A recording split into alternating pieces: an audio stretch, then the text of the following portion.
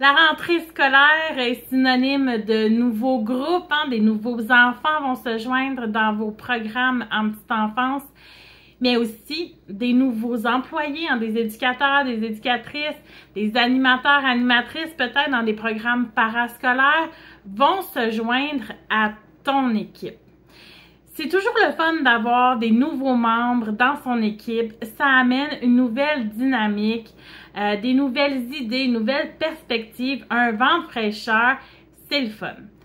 Quoique, beaucoup de nouveautés, un grand roulement au sein des équipes, ça peut être difficile puis amener beaucoup de stress.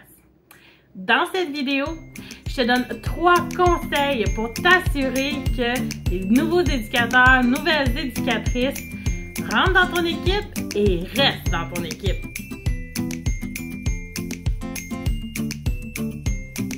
Je m'appelle Marilyn Tauvette et je suis coach en leadership en petite enfance.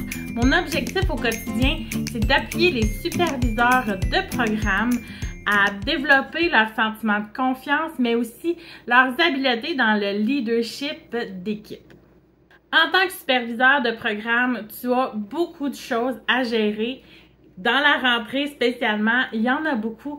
Donc, je t'ai développé un guide. Il est gratuit, tu peux le télécharger. Le lien va être sous la vidéo pour t'appuyer dans ta gestion de temps au quotidien. Donc, quels sont ces 3 conseils pour que tes éducateurs, tes éducatrices, bref, les membres de ton équipe souhaitent rester dans ton équipe à la fin de l'année scolaire? On en est peut-être au tout début, mais quand même, ces conseils-là doivent être faits sur du long terme pour t'assurer qu'ils souhaitent rester dans ton équipe et qu'il y ait moins de roulement en bout de ligne. Conseil numéro 1, c'est par rapport à l'accueil. Tu sais, quand tu rentres quelque part, là, puis tu as un accueil chaleureux, ben tu as le goût d'y retourner. Tu sais, quand tu vas voir quelqu'un, puis tu te sens accueilli dans ce que tu as le goût d'apporter, dans ce que tu as le goût de partager, ben tu vas vouloir retourner vers cette personne-là. Tu vas vouloir y reparler, tu vas vouloir recollaborer avec cette personne-là, tu vas vouloir travailler avec. Donc, l'accueil est un élément hyper important à prendre en considération avec les nouveaux membres de ton équipe. Comment tu vas les accueillir? Comment est-ce que tu peux rendre ça chaleureux? Est-ce que leur arrivée est annoncée aux autres membres de l'équipe? Est-ce que c'est bien organisé pour qu'ils puissent se retrouver dans ce qui est attendu? Est-ce que tu les accueilles avec bienveillance, avec un grand sourire, avec de la chaleur dans tes propos? Donc ça, numéro 1, l'accueil, c'est très important. Les 2 autres choses que je vais te parler, ça découle un petit peu de cet accueil-là. Ça vient comme rajouter à cette partie-là. Que la 2e chose, c'est l'espace physique. Comment l'espace physique peut être agréable et contribuer au bien-être de tes employés, au bien-être des éducateurs et des éducatrices qui sont dans tes programmes? Est-ce qu'ils ont un environnement qui leur est propre pour pouvoir se retirer, pour pouvoir se calmer, gérer leur stress, avoir un temps doux et un peu plus silencieux après avoir fait une gestion de groupe qui était difficile, quand ils ont besoin d'aller prendre une pause? Où est-ce qu'ils peuvent aller pour que ça soit chaleureux et convivial puis que ça réponde à leurs besoins? On en parle souvent en petite enfance que l'environnement est comme un 3e apprenant, mais plus que ça, l'environnement a une influence sur notre façon d'être, mais aussi notre bien-être au quotidien. Fait qu'il faut, en tant que leader de programme, y accorder une attention particulière. On le fait beaucoup pour les enfants dans nos programmes, mais en tant que leader, toi, c'est important que tu le fasses aussi pour les membres de ton équipe. Qu'est-ce qui, dans l'environnement, leur permet de se sentir bien? Le 3e conseil, c'est par rapport à la disponibilité.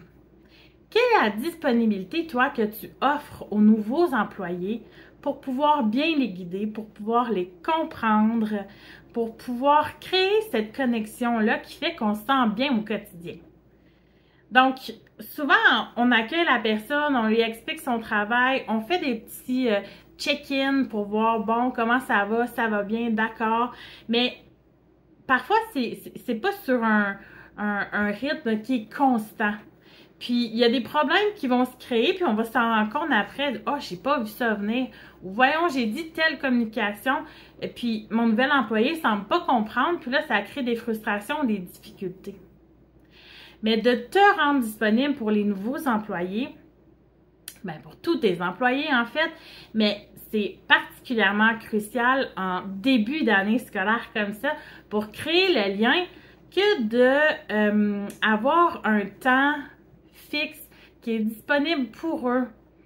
Par exemple, des petites rencontres là, de 15 minutes de suivi pour voir à chaque semaine quelles sont leurs priorités, comment ça va de leur côté, est-ce qu'ils rencontrent des difficultés, comment tu peux les aider. Ça va beaucoup contribuer au lien, ils vont sentir davantage que vous êtes disponible pour eux, qu'ils se sentent écoutés à travers ces rencontres-là. Bref, pour que tes éducateurs et tes éducatrices souhaitent rester dans tes programmes, focus sur l'accueil, leur expérience employée. Donc, un accueil chaleureux, bienveillant, un environnement qui leur permet de se sentir bien, qui répondent à leurs besoins, où ils peuvent se retirer, où ils peuvent échanger aussi avec leurs collègues. Et dernièrement, de la disponibilité de ta part en tant que leader pour être à leur écoute et pour les aider s'ils ont des besoins de façon régulière et non aléatoire. Ça va vraiment venir approfondir ta connexion. Puis si on se sent connecté, ben on a le goût de collaborer. Et puis, on a le goût de rester. Avant de terminer la vidéo, n'oublie pas de télécharger ton guide gratuit.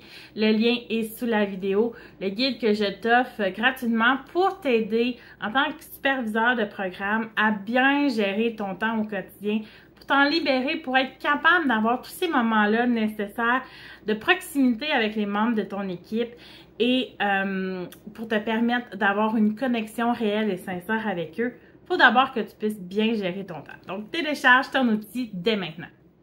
Si tu as aimé cette vidéo, ça me ferait hyper plaisir de te compter parmi les leaders en petite enfance de ma communauté. Donc, viens me rejoindre sur l'un de mes réseaux sociaux. Je te mets les liens en commentaire à cette vidéo. Tu n'as qu'à cliquer pour te joindre soit sur Facebook, LinkedIn ou Instagram pour que tu puisses voir les autres choses que je peux t'offrir en tant que formatrice et coach en leadership en petite enfance.